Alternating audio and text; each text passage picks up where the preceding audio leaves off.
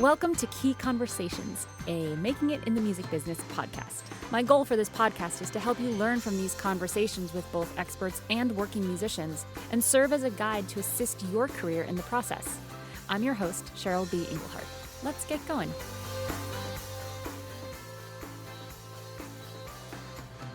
Hello from sunny Nashville. I am in the workspace of Catherine Forbes here. We are going to be chatting about branding and aesthetics and cool things that really matter for musicians. So Catherine is the founder of Designing the Row, designingtherow.com, and also the founder of a really awesome community online, which you can find on Facebook. This is for the ladies, Music Biz Besties, which is a really fun place to hang out. She does some live events. So thanks for being here. Well, thank you so much. In your own house. In your own workspace. Thank you for having me here and doing this. So yes, this is fun. So tell me, well, first of all, you're first and foremost a website designer. Right. And you have a really gorgeous aesthetic everywhere you go, even your house. Everything is like just gorgeous. But tell me some of like maybe 3 key moments in your career that got you to being a website designer specifically for musicians. Sure. So I actually went to college for music technology, which is recording and sound engineering. And I didn't feel like I was learning enough to be efficient in that. So the professor actually did web coding, and we took a couple classes in that. So I just said, hey, can I make a website for my senior project instead of recorded an album? And can I put my piano music and my designs that I'd done for friends on that website as my project? So that was that. So wow, I think that was like the first key moment. And then I came to Nashville, had no idea anything about the music industry because I'm a classical pianist, and I ended up in artist management and was just trying to figure out how I fit into that company, and realized like this was 2011, so websites were still largely code. But I realized that I could help them make changes on the website instead of them paying $45 for someone to change a word. And I said, right, I can help here.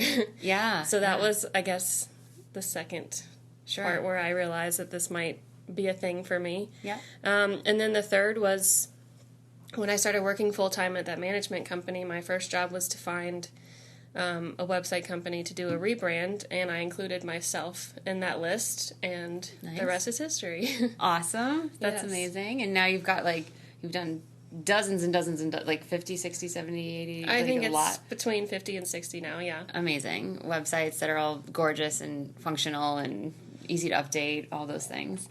So what's like the biggest problem that you see when you get an artist that's like, I need help designing my website? What's the number one thing that you're always like, yep, this is common. Yeah, you do. What is that thing? The 2 words people come to me and say are clean and simple. Okay. I think a lot of times artist websites are just overwhelmed with a lot of clutter. And so people see my work and they say, I want that, and that is clean and simple. Yeah. So tilt that towards me. There you go.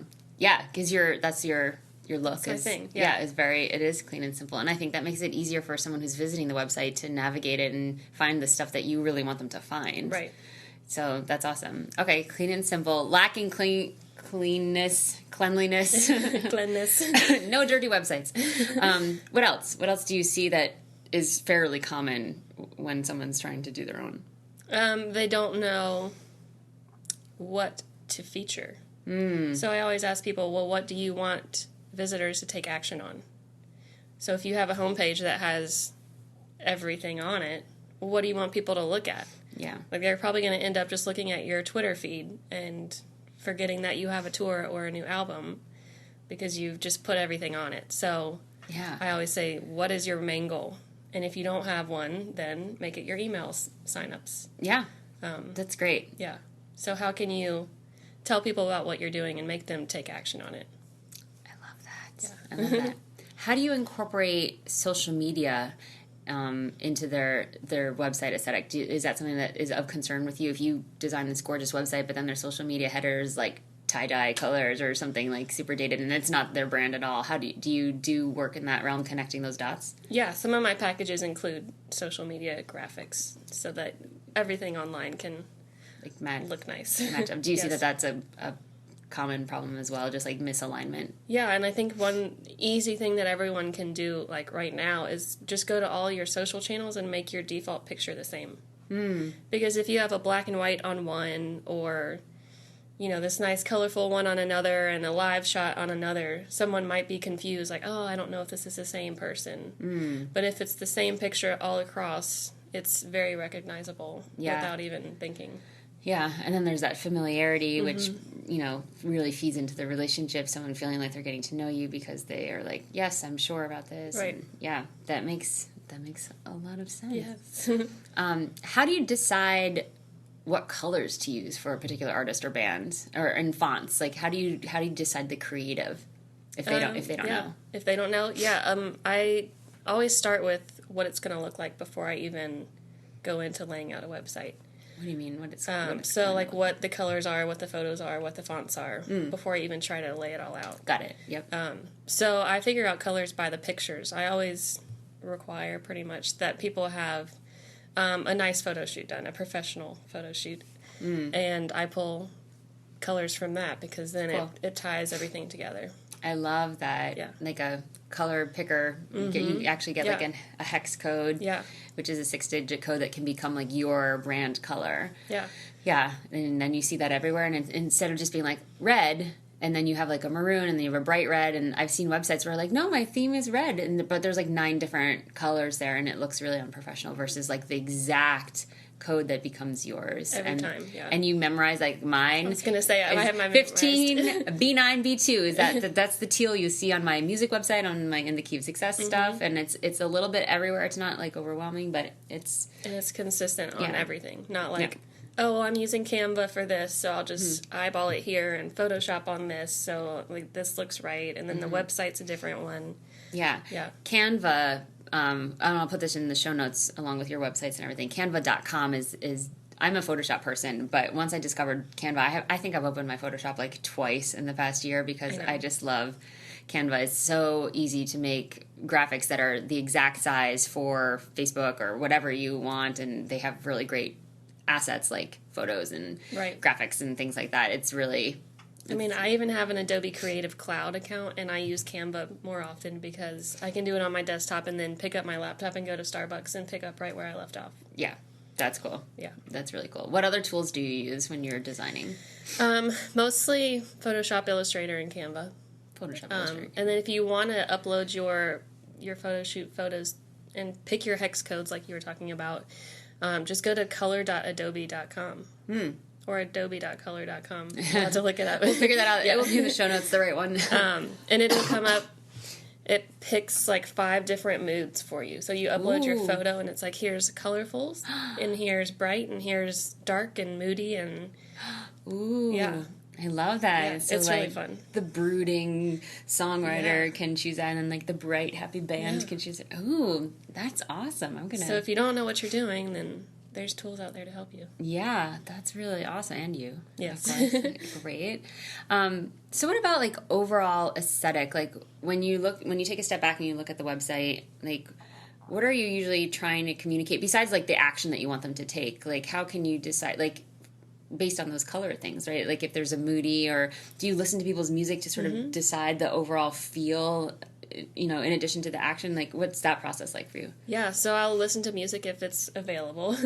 And then I do send them several different palettes and just say, which one do you like? Which one are you feeling? That's cool. Yeah. And then sometimes we'll pick a palette and I'll think that one color is going to be the main color, and then by the time I get to laying it out, it's totally different. So I pick a palette and then just see how it all flows together when I'm designing. Do you normally have a lot of white backgrounds, or does the background color change? Because I've seen a lot of most of the clean websites that I really love tend to have white backgrounds, I notice. Yeah. Yeah, there's a lot of white, and I actually sometimes get requests for no white. Oh. And then if there's a picture that doesn't have any white in it, which is very possible, I actually tend to stray away from white because it can look forced. Yeah. Interesting. Yeah. Okay. So it really depends. So what do you use instead? Do you go like opposite and do dark backgrounds with light fonts? Or It could be dark, or I'll just pull like a light gray or a beige or something and make that the lightest color instead of a white. Okay. Yeah. Interesting. If a photo has no white in it, Don't force it, yeah. don't force the white thing. Okay, that's very cool. What are your when someone's doing a photo shoot? What are the best photos to get? Like, is there a specific format or size, like landscape versus that are more usable for you, like on a white background or in scenery, or like what ends up being better to use that you don't toss? Right. So background is really up to you. If you want a very plain website, then go find a plain background, a white wall. But I think scenery really plays out nice as well. And then make sure you get it in that landscape mode, and not crop too close to your face, because you want to think about mobile.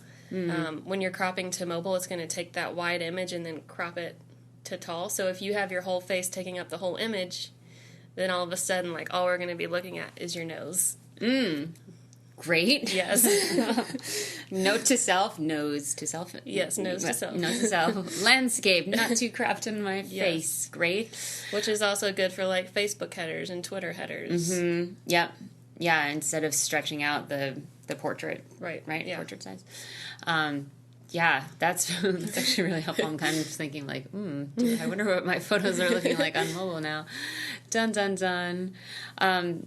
So let's shift gears for a second, because that was all like a bunch of super valuable stuff. And, you know, we're talking to musicians who are all making a career doing what they love. And a lot of us are working from home in between jobs, or, you know, with a part-time job, or we're teaching. But being here for the day and working with you, I also see that, like, no matter what you're doing, whether you're creating something for yourself or for someone else, like, working from your own space, like, takes something. Yeah. So we were chatting about this a little bit, and I thought it would be fun to sort of bring it in from a different perspective other than a musician perspective of, like, what it takes to actually be productive when you could stay in your pajamas all day. So what are some things that you do to, like, keep the work flowing, getting the work in? Because that's half of our job, is doing work to get the work. Right. But then once you get the work, also just making sure, nose to the grindstone, you hit those deadlines. So what are some things that you do that help you to, stay productive? Yeah. So you can see, nobody else can see my board over there. I have a big bulletin board with every client that I have has a sticky note. And as they move through my process, I move them across my board. So it's a really visual representation. I'm very good at visual things, obviously. So in the mornings, I just sit at my desk and I see where everybody is in my process and dive in. So that helps, obviously. That's very cool. And I wonder if, like, creating that board, maybe we should take a picture and put it on the show notes, or on your website somewhere, or Instagram it. We'll link to that. But it's kind of like, whatever, we're all in processes. Like, I'm in the process of scoring a film, and I have to do some new music here, and or if you're in the process of releasing a record, like, what are those, 8 categories that you have to move through? You personally have to move through, like, where am I now? I kind of like that idea a lot. It took me about a year of actually doing websites to figure out that I had a process. So once I figured it out, then everybody goes through it, so why not just put them on a board and do it that way. I love that. So I'm sure, like, I don't write songs and I don't compose music, but I'm sure that there's a process that you go through every time. Yeah, I think it's funny because, I'm in Nashville for the CD Baby conference. The last couple episodes have been from live from that conference, right? And one of the things I learned is that for myself, that I think I always knew but was able to put words to, is that I definitely have a very clear process for almost everything I do. And I have a word. Like, everyone's got their thing. So we'll hear with Dina Bach, she got that her thing is discipline. She writes a song a week, and she's on week 93.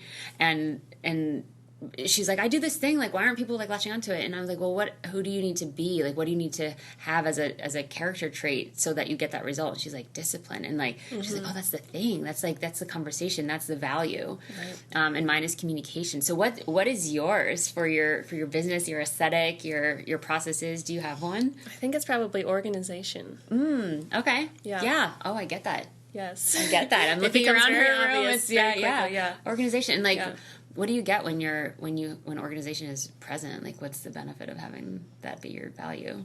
I know exactly what I'm working on and how to prioritize when things are going to be done. Yeah, productivity is there, and like it's kind of like freeing too to be organized, because you don't have to like be messing around with like, oh my god, what's next. So there's probably a lot of like peace of mind around organization. I think so. Yeah. Oh, that's cool. Organization. So the organization queen over here. Yeah, that's what she does for your website and in your life. Yes. It's really great.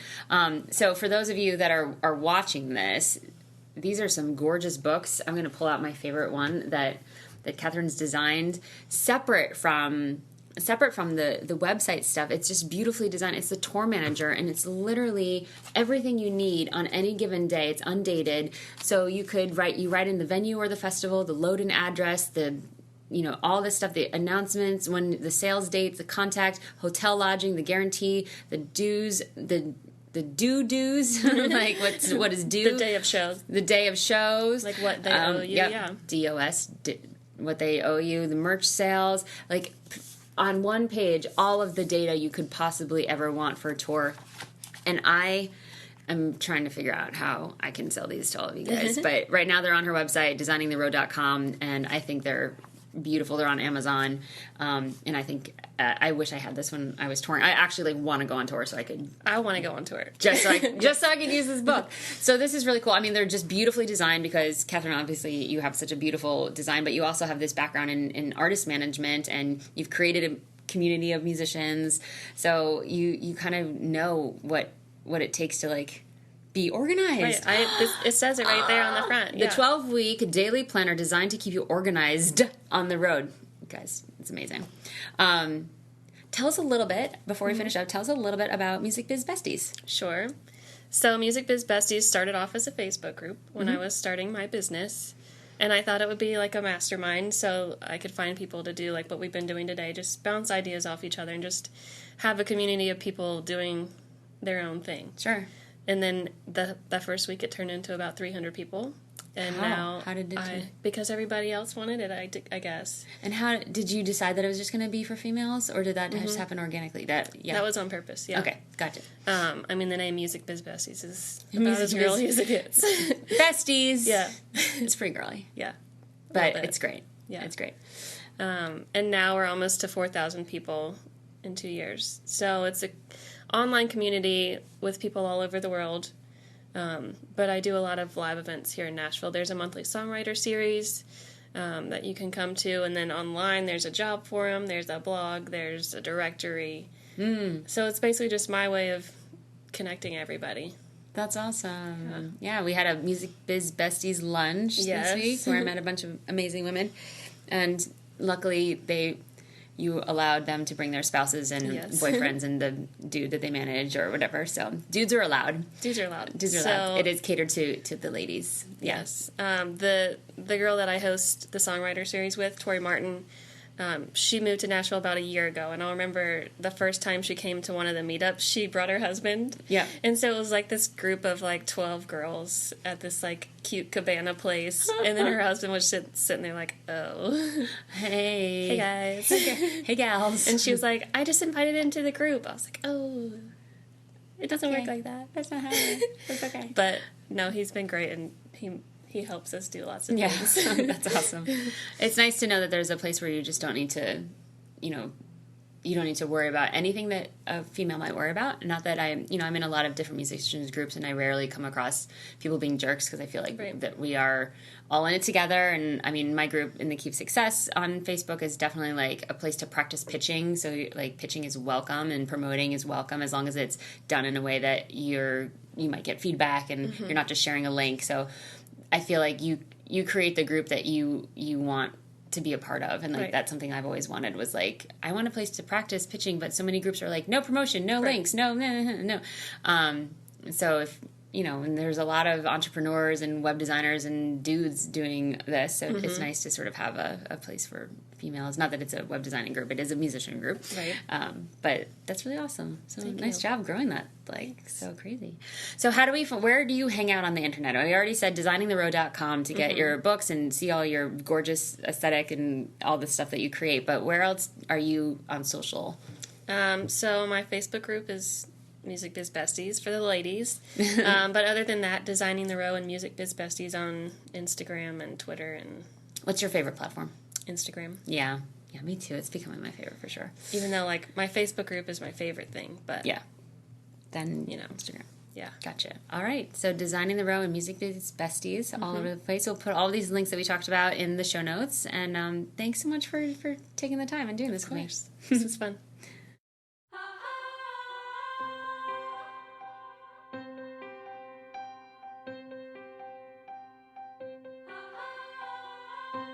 Please don't forget to rate, like, and subscribe on iTunes, Stitcher Radio, and YouTube if you like this podcast. Musicians like you keep me inspired and motivated, and for doing that, I'm offering you a free 6-page guide to pitching.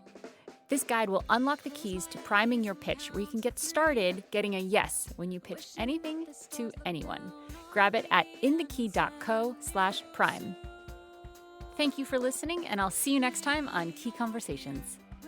The theme song on this podcast was provided by yours truly. If you're interested to find out more about my composing and songwriting projects, go to inthekey.co/Cheryl. If you're a musician looking to get some real results for your music career, then head to inthekey.co/results, where I've created a bunch of different kinds of resources just for you. Key Conversations is sponsored in part by Bandzoogle. They make it easy to build a beautiful website for your music. Their step-by-step system gets you online in minutes, and you can choose from hundreds of mobile-friendly themes and customize them with their point-and-click editor. All of the features you can imagine for a possible website are built in. So, because you're a Key Conversations podcast listener, you get a special month free trial plus 15% off if you do decide to sign up, just for you. Go to inthekey.co/make-a-site to get the offer. Pretty sure that you're the missing part.